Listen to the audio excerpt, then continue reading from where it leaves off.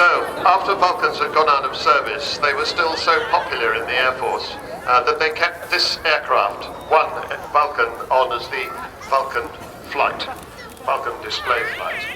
But eventually, come 1992, that was her last season, they couldn't afford it anymore, and in 1993, she was sold off. Fortunately, she was sold to David Walton. Without him, this aeroplane would not be here today. Bombay opening. You see the bomb doors open there. That is the heart of the bomber. That's where